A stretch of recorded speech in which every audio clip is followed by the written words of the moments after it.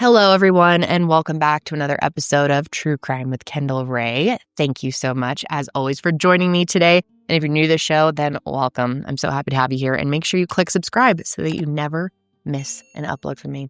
Now, today, guys, I am going to be covering a case that happened very, very close to me. I'm going to be talking about the disappearance of Nathaniel Holmes. And this occurred very shortly after I lived in the area where it occurred. And it was quite shocking to me to hear about this case because I never heard about it through word of mouth or through our local media. I had no idea Nathaniel was missing, which is just so frustrating because I've also asked people in my life if they have heard of Nathaniel, and none of them had. And this is one of those cases where I truly believe that Nathaniel is out there. I think it's quite possible he could still be in Colorado or in a state close by. So hopefully talking about it today will raise some more awareness and more people will be able to recognize what he looks like and know his name and spread the word. Before I get into the details of Nathaniel's case, though, I do need to thank today's sponsor, DoorDash, for making this episode possible and also allowing me to keep funding grants through my foundation, Higher Hope. Now, I have been a DoorDash user probably since they started DoorDash, to be honest. I have used it for so long, and I have for a very long time also been a Dash Pass member. And the other night, my husband told me how much we have saved because of Dash Pass. And I'm not going to tell you the exact amount because it's embarrassing, but it's a lot, in the thousands. And DoorDash and Dash Pass come in handy for us all of the time for so many different reasons, whether we're just getting groceries or we're ordering a full meal or we are just getting something that we need for our daughter. We used it a ton when my daughter was first born, but it's also just great if, you have a late night craving or you just don't feel like cooking. Maybe you're sick and you need medicine. There's just so many different reasons that we have used DoorDash over the years, and I truly love the service. Now, if you didn't know about Dash Pass, it's an exclusive membership from DoorDash that gives you unlimited $0 delivery fees on eligible orders and members-only deals and discounts. And it is so great how they make it really easy to see how much you're saving per order by having Dash Pass. And you guys, it pays for itself in like 2 orders on average. So if you like ordering through DoorDash and you are not yet using Dash Pass, I have to ask, what are you doing? Because at its core, it's saving members money, time, and effort. And those are just the most valuable things in life. We absolutely love our membership, and clearly we put it to use. I love DoorDash, and you can get more from delivery for less with Dash Pass. $0 delivery fees and reduced service fees on eligible DoorDash orders. Sign up for Dash Pass today and get your first 30 days free if you're a new member. Subject to change, terms apply. Scan my QR code and use my code KendallRae50 at checkout. Thanks again to DoorDash. And now let's go ahead and get into Nathaniel's case, starting with some background information on him. So Nathaniel James Holmes was born on November 5th, 2000 to his parents Wendy Keatle and Ben Holmes. And he was raised in Arvada, Colorado with 2 sisters and 1 younger brother. I couldn't find that much information about his earlier years, but I did learn about an important life event that happened at a young age. When he was 8 years old, his parents got divorced, and his father, Ben, was granted sole custody of all of the kids. Wendy still did have a role in their lives and would have the kids to her place every Monday night for a family dinner, but aside from that, Ben took full care of them. And as you can imagine, this was a pretty tumultuous time for everyone in the family.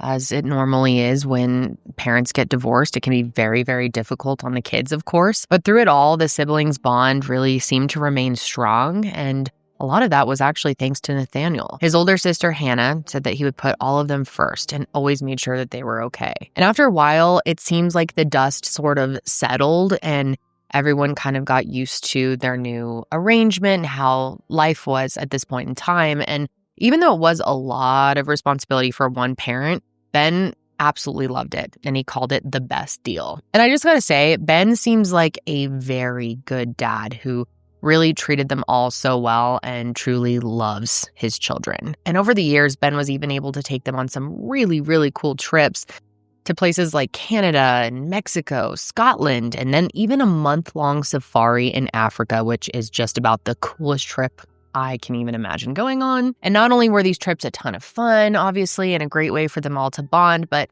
Nathaniel especially loved them because he was really into aviation. So I imagine flying to all these different places was just fascinating for him and really exciting. Nathaniel also liked to play video games, and one of his favorites was a crowd favorite, World of Warcraft. And he also had some other hobbies like hunting and fishing. But his biggest interest of all over aviation and the video games and all of his other hobbies was actually playing the bagpipes, which is super cool and unique. You almost never hear of anyone playing the bagpipes, especially at this age nowadays. And I've seen videos and pictures of Nathaniel playing, and it just seemed like he was super, super passionate about the bagpipes, and he really sort of came alive while he was playing them. And he was a normally pretty quiet kid. He was kind of known for being shy. So it was super cool to see him sort of come out of his shell while he was performing. And actually, Ben, his dad, plays the bagpipes as well. And he actually plays in a local band called Celtic Legacy. And I guess Nathaniel really wanted to play with them, but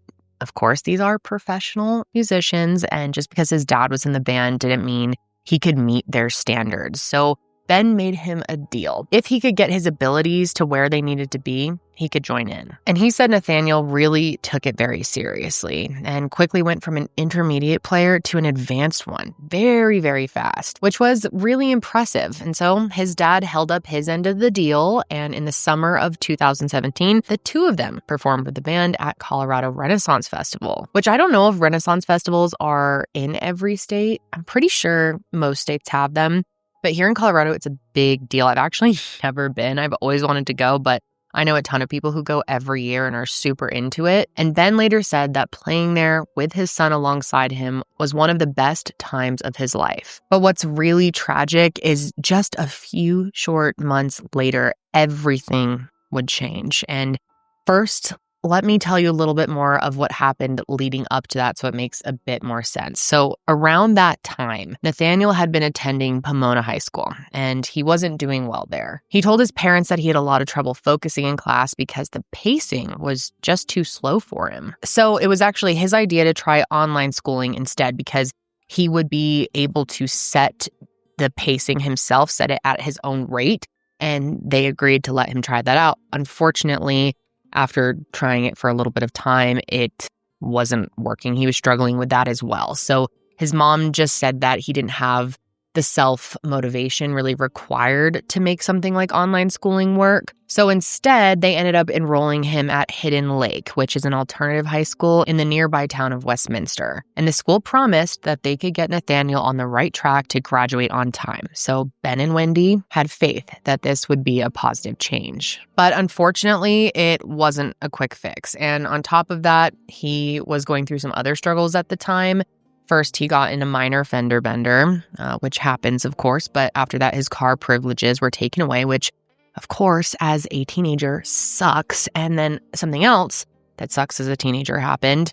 His phone broke, which is like the end of the world. So at this time, he didn't have a cell phone because it was too expensive to replace it. And so Ben was going to get him a new one as a Christmas present. So he was waiting for Christmas to come along. So all of these things combined, having trouble in school and changing schools and then not having a phone, not having access to a car, these things are really hard on a teenager. And his family noticed that during this time, he just seemed pretty off compared to his regular self. His personality seemed to go from being pretty happy to drained all the time. And his sister Hannah also said that he had completely changed and just seemed more overall down or depressed. But I'm sure they never could have imagined what would end up happening because only 5 weeks after starting at his new school, Nathaniel completely vanished, which takes us to just days before Christmas, December 18th, 2017. And that afternoon, Ben picked up Nathaniel from school, and right away, he just noticed that he was very out of it. He was nodding off, he was slurring his words, he was just not making any sense. So, of course, Ben questioned his son, and Nathaniel eventually admitted that he smoked weed and took Xanax while at school, but he said it was the first time that he had ever done it and never wanted to again. And as you could probably guess, his father was not happy about this. He was very upset, actually, and he told Nathaniel that he would have to be grounded and also receive some sort of other punishment. Didn't have time to figure that out, though. They had to pause the conversation for that moment because Ben actually worked evenings. He worked nights and it was almost time for him to go to work. He had to go soon. So he obviously didn't want to leave Nathaniel alone in that state. So that's when he called over his mother, Wendy, so that she could, look after him that night. And she agreed. And since it was a Monday night, Hannah came over as well to have their weekly family dinner. And while they were eating together, Wendy described Nathaniel as being in a different zone. So because of this, after dinner, she decided to look through his things. And that's when she found more pills hidden in his wallet. And she obviously took them away, and then she confronted Nathaniel about it. And he was absolutely terrified. And not because his mom found his drugs, but because she took them. Because he tried to explain to her that they belonged to someone at school, and whoever that person was would be really upset if he didn't bring them back. But she wasn't swayed by this, and she kept the pills, and even though he was really scared, he would still have to go to school the following day, especially because it was the last day before winter break. So the next morning rolls around, and Wendy takes him back over to his dad's house, his main home, to pick up his math folder that he needed for the day. And when he's there, he sees Ben, and he tells him, the two of us are going to finish our conversation that we didn't finish yesterday when you get out of school. And it sounds like he wasn't super resistant to this. In fact, according to his parents, he seemed relatively okay that morning. Also, his sister Hannah recalls that he didn't seem too stressed or upset, just really in a hurry to grab that math folder and get off to school. So they exchanged their I love yous and wished each other a good day before Nathaniel left his home for the last time. And then Wendy dropped him off at Hidden Lake, watched him enter the school, and then went about what I'm sure she thought was going to be an average day. But unfortunately, that would not be the case. Now, Nathaniel was already late when he got to school, but instead of just going straight to class, he started acting odd. And I've seen what happened explained or reported two different ways, so I'm just going to share them both with you because I'm not quite sure which way it actually played out. So in one version, once Nathaniel got into the school, he went to the school office to speak with the principal. And then in the other version, he was outside of a classroom waving his hands to try to get the attention of his friend, Anthony, who was already in there. And that's when the principal saw him and came up to him. And even though that small part is unclear, there aren't any conflicting reports about what they discussed. Apparently, Nathaniel told him that it was urgent that he talk to Anthony, but the principal said that he would have to wait until lunch to speak with him. Then he told Nathaniel to go to class, but he replied that he didn't have to because he was switching schools anyway. And just to pause for a second, Ben and Wendy have both said that that was never a plan and they have no idea what he was talking about. And I'm not sure if the school principal questioned him about this at all after he said that, but after that, Nathaniel just simply walked out of the school. Now, you may be wondering what I was wondering at first, which is, does this school have cameras? Well, there's some conflicting reports on that too. I've read that there were no cameras, but I've also seen that there were. And they just didn't capture him leaving for whatever reason. I don't know if they're pointing a different way or he somehow avoided them, or the classic they weren't working is possible. Who knows? Either way, really, really frustrating, and it seems like no answers could be found there. And it's really, really frustrating when this happens in any case, but especially at a school. That is so disappointing. I've also read that there was a school security guard, but apparently he just didn't see anything, which I guess makes sense. If there's only one security guard for the school, they can't see everything that's happening at all times. But some of his friends did actually say that they saw him leaving, but they didn't think much of it at the time, which apparently none of the school staff saw him either because no one from Hidden Lake contacted his parents and let them know that he left, which is frustrating, really confusing. But at the same time, my high school was set up in a way where you could just straight up walk off campus at any time. Now, I haven't been in school in quite a long time. I graduated in 2011, so I don't know how it is now.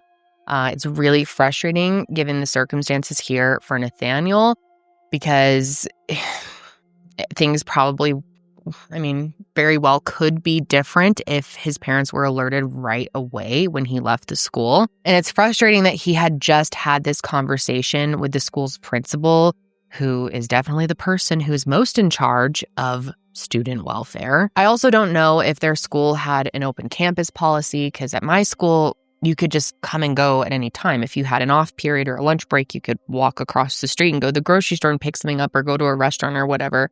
I don't know how things were set up at Hidden Lake, but cases like this definitely make you rethink when schools are set up that way. Obviously, it's very convenient as a teenager to be able to just walk off campus whenever you want. I loved it.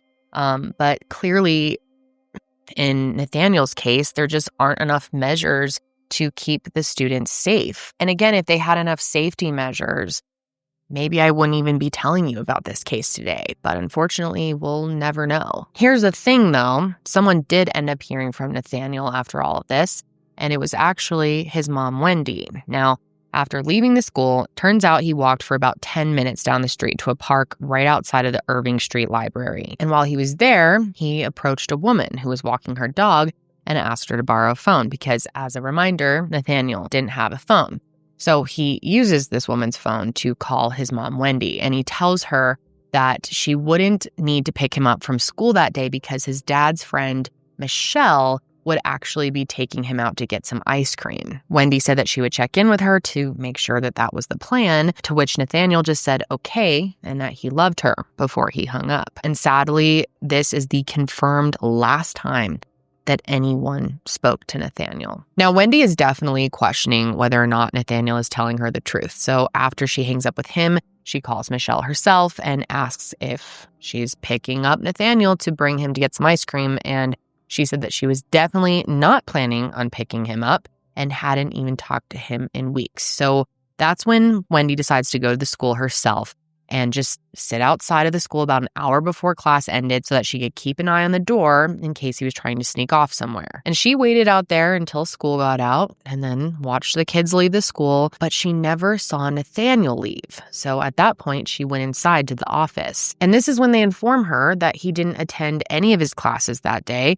that he had left the school, and even then they didn't disclose everything. She wasn't even told about the conversation that Nathaniel had with the principal, which is pretty important information, and the school wouldn't even inform their family about that until much later. And I'm really curious why they withheld that, or if they didn't think to communicate it, or I don't know what happened there. But it is really important context. But without knowing that part, Wendy jumped right into action. She informed Ben that Nathaniel had never gone to any of his classes that day, that he had left the school and no one knew where he was.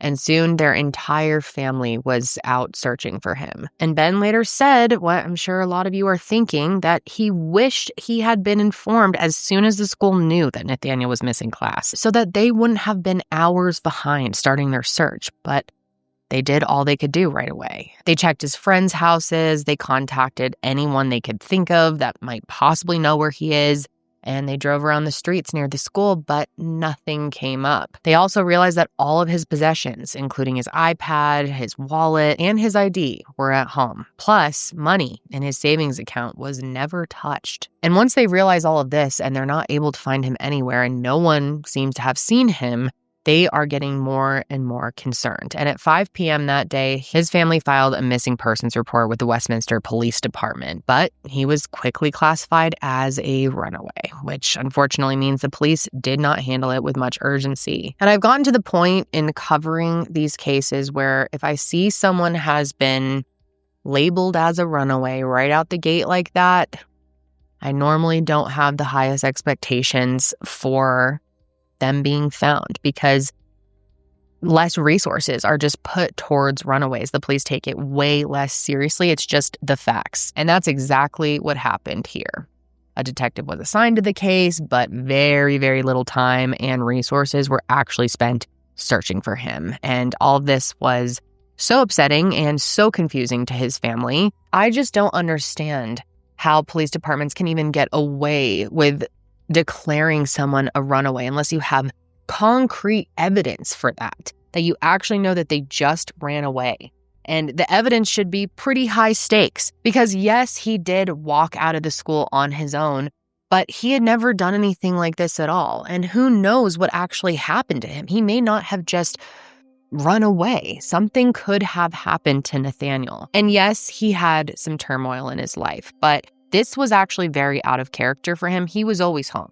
He had never even spent a night at another friend's house. So this was just completely out of character for him. And his family couldn't just wait around and hope he would return and depend on the police department, who now just has written him off as a runaway. So just like so many other families out there, they had to take matters into their own hands. And I just have to say they were and are incredibly dedicated to finding him. They spent all hours searching and hanging up missing posters in Arvada, in Westminster, and other surrounding towns. They would go to all the spots that he was known to hang out at and speak to people there to see if anyone saw anything. But all this effort was leading to nothing. And they were all doing their best to find him. But I just have to say, Ben, as a father, really, really went the extra mile. He even sold his car because it was pretty recognizable. And he thought if Nathaniel was out there trying to hide, that he might see it and bolt. He made finding and getting the word out about Nathaniel his mission. And anytime that he saw a police officer, and I've never heard of anyone doing this, and I don't know if you're supposed to do this, but I thought it was interesting. He would stop and tell them about Nathaniel if he was just out on the streets with a police officer. But a few times, he would even flash his lights while driving behind squad cars to get them to pull over so that he could share the flyer with them. And he said that every time he did this, the police were actually very receptive to the information. But what was frustrating to him was, even though they were police in the area that they lived, none of them had ever heard of Nathaniel's disappearance. So after months of nothing, and I mean nothing coming up, they finally did end up finding something when they were searching the area of Arvada known as Old Town. And that was an area where Nathaniel would hang out a lot. I guess there's this church there that would do community outreach with the unhoused community. And while sharing the flyers there, some people said that they recognized him. Now, unfortunately, no one could pinpoint exactly when they saw him, so it was unclear if it had been recent sightings of him or if it was from times where he was hanging out there before he disappeared, because like I said, he did like to hang out there. But either way, I think as any family would, they took this potential lead very seriously, and over the years, they tried to follow it as much as they could. Ben actually went to thrift stores and bought old, worn-out clothes, and then he would dress down in them and walk among the unhoused communities to see if maybe he was there. Wendy and Hannah even made these little gift bags with, I'm assuming, like toothbrushes and other little essentials, but they also included Nathaniel's missing persons flyer, which I think is really, really smart. And Hannah said even if they didn't even look at the flyer or they threw it out, that it would fall on the ground and maybe someone else would see it. And I think it's a really smart idea to not only help the community, but to also get the word out. And they didn't just make an effort in Arvada, of course. They also searched unhoused communities nearby, including areas of Denver, Boulder, and even as far as Pueblo. Actually, even farther. Ben has even driven through areas of Utah and New Mexico. Unfortunately, though, no solid information or leads or anything came from any of this effort, which is, I cannot imagine how frustrating that is, but their family really held in there strong and they never stopped trying or gave up hope, even to this day, it seems. And they did think that maybe they came across a break in the case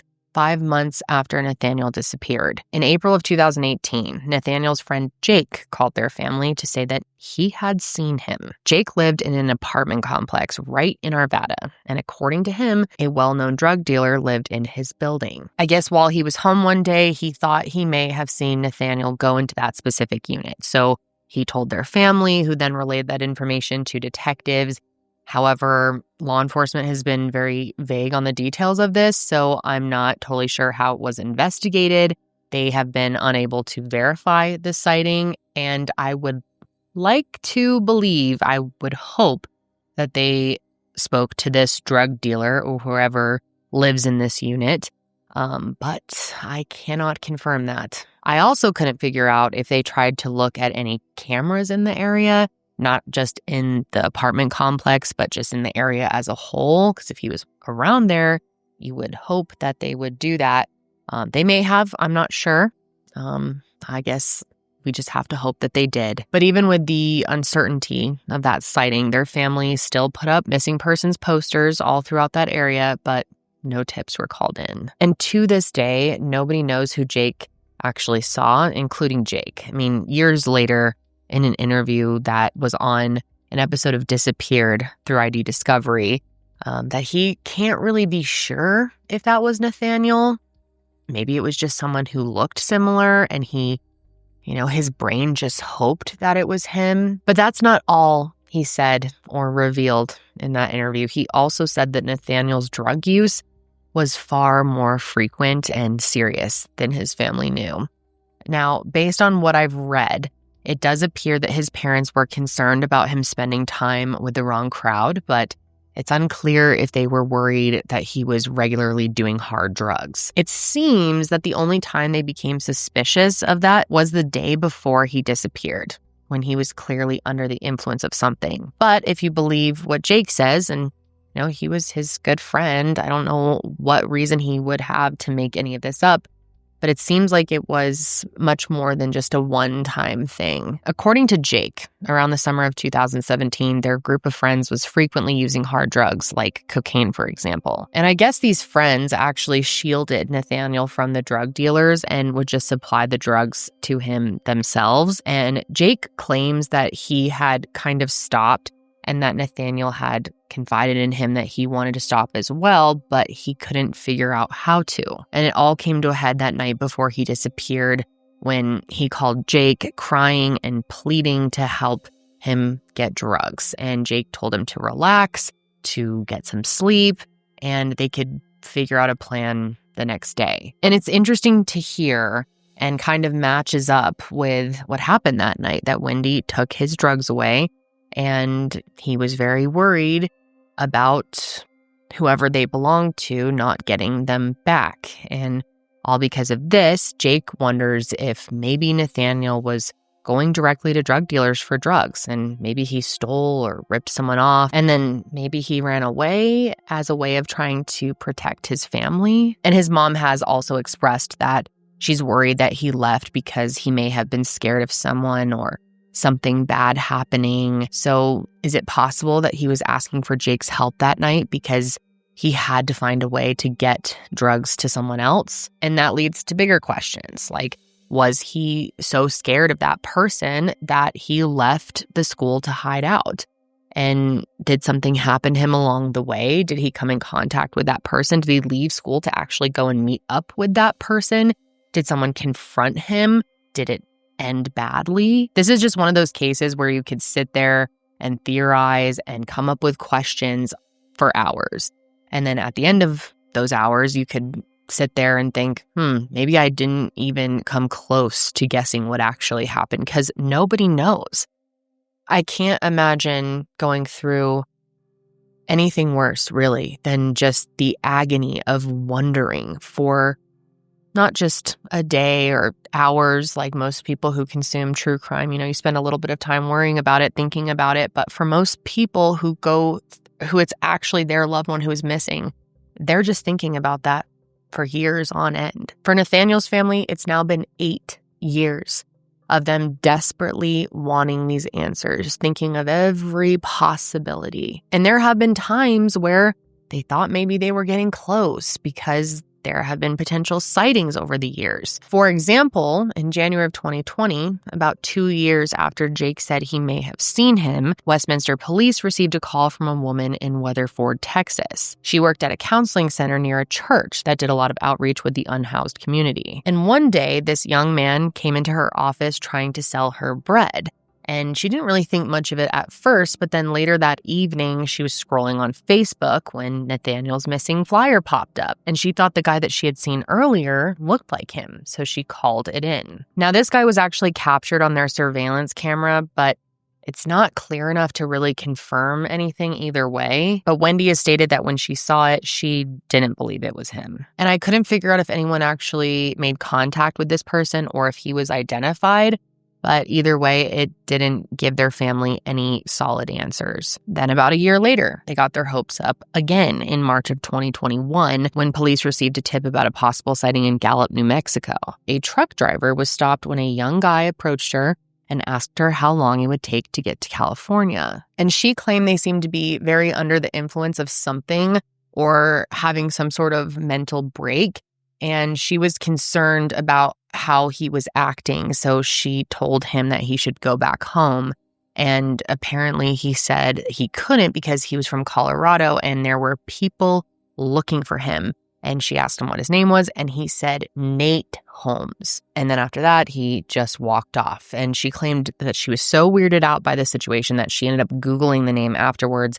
And then, of course, came across the missing persons flyers for Nathaniel Holmes. And that's when she called the police. And about 6 to 7 hours after the encounter, Gallup PD did a search of the area, but didn't find anything significant and couldn't locate this person. And when his parents learned about this, Wendy initially thought it was odd that the person said Nate because he always went by Nathaniel, but of course he very well could be going by the name Nate. Maybe he is going by a different name now. Maybe it was another Nate Holmes who actually has nothing to do with Nathaniel Holmes. Or is it possible this didn't actually happen, that this person just made it up? Which of course does happen. There are weirdos out there, but I will say this, I don't know. It seems pretty strange I don't know. I guess there has been stranger, but I feel that I don't know. It seems to me that this truck driver probably really did encounter someone, whether or not it was Nathaniel Holmes or just someone else with the same name. I don't know. So once again, they're left with more questions than answers. And Ben has driven around several areas of New Mexico to try to find anything, but he never did. Now, whether or not this actually happened or not, it does tie into the next possible sighting, which was just a few months later in September of 2021. A woman in Oceanside, California called the tip line, which is kind of interesting because if you remember, the truck driver from before said that Nate Holmes was wondering how to get to California or how long it would take to get to California. Now there's another sighting in Oceanside. I guess this woman had been out walking when a guy approached her and asked her to borrow her phone. But when she gave it to him, he didn't actually make a call. Instead, according to this witness, this man went on Facebook and looked up the page dedicated to finding Nathaniel.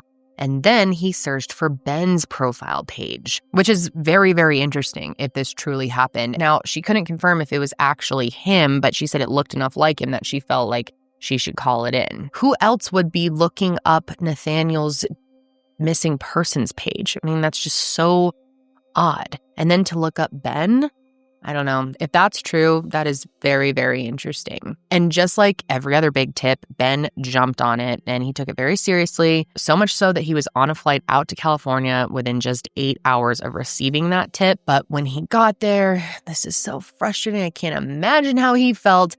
The woman who had called the tip in was ghosting him. And why? I don't know.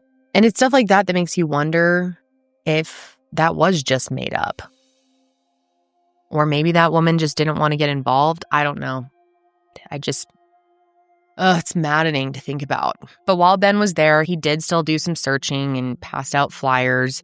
And he even went to a police department. But when he tried to give them a flyer, he claims they brushed him off, saying there were thousands of homeless people around there and didn't offer him any assistance. And unfortunately, none of these possible sightings have led to any answers. And the last significant one was now over 4 years ago. And unfortunately, I feel that we are no closer to answers than we were back then. And what makes it even more frustrating is there is so little to point to what actually happened here. I mean, if we believe these sightings, that could point to him joining the unhoused community and having sort of a transient lifestyle. But even if he did want to start a new life or has started a new life, it just doesn't seem like he planned much for that. Again, he was 17, but he didn't take his wallet or his iPad or any of his money, all of which you would think he would want to have if he wasn't coming back. And even though all of that was left behind, none of it pointed to any clues. And this is going to make you so mad, but his broken phone and iPad were never properly examined by police. So we don't know if there's anything on them that indicates that he had been thinking about leaving. So maybe it was an impulse decision to leave school, which could, again, indicate that he was scared of someone and felt like he had to hide. I keep going back to the fact that he was so scared when Wendy took his drugs, thinking, I have to give them back to someone. They don't belong to me, or I'm going to have to face somebody. It seemed like he was very, very concerned about that. And it's interesting that that happened the night before. But then when I think about it, I also get hung up on the fact that this was the last day before winter break started. Like, if he needed a break from school and needed to hide out because of that, maybe he would have just gotten through a couple of hours and then he wouldn't have had to go back for a few weeks. Maybe that would give him some time to sort it out if he was in any trouble, but it's possible the person who he was scared of didn't actually go to the school and had nothing to do with that. And then, of course, there's the idea that he left school maybe to meet up with someone or to take care of a situation or who knows why, but then just came across the wrong person and something bad happened, or the person he was afraid of took action. I don't know, there's just so many different scenarios. But his family has not given up, and they are definitely still trying to get the word out about Nathaniel to this day. Over the years, they've held vigils, including one in 2020 where Ben played the bagpipes to honor him. And you can just see at all these gatherings how much Nathaniel is loved and missed. And it just really breaks my heart and made me want to help them with their efforts to find him. And that's why I felt like it was important to cover this case today.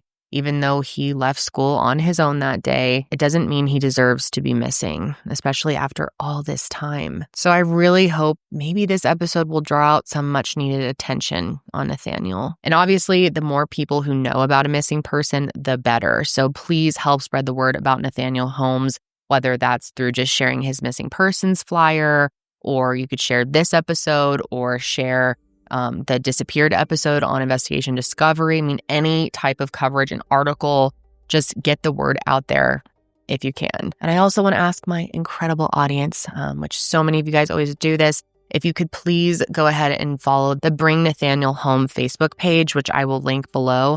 I know that it just helps so much for these families to feel like they have as much support in their corner as possible, that people haven't forgotten and are standing with them. And before I go, I want to share Nathaniel's official description. So he is 5'9", he has blonde hair, blue eyes, and is Caucasian. And at the time of his disappearance, he was 17 years old and weighed approximately 140 pounds. And as of the date I'm recording, he would now be 24. And anyone with information should contact the Westminster Police Department tip line at 303-658-4360. And this always feels really weird to say, but Nathaniel, if you're out there and you happen to see this, I just wanted to say that I hope you're okay and that you're able to find your way home if that's what you want. But that is going to be it for me today, you guys. God, it is just always so hard to cover cases about children. I mean, Nathaniel was 17 when he disappeared, and now he's 24 years old.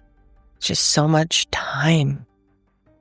It's just wild. But anyway, I will be back next week to cover another case. And until then, stay safe out there.